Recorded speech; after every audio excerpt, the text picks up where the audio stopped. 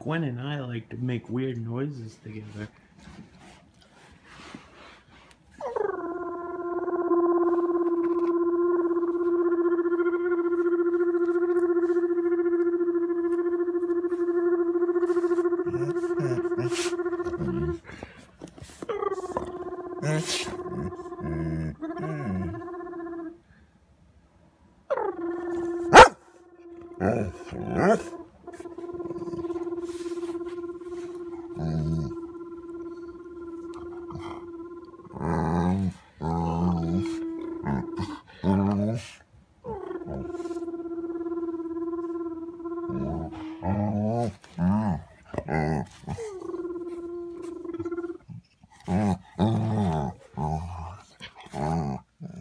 Hopefully that was weird enough for you.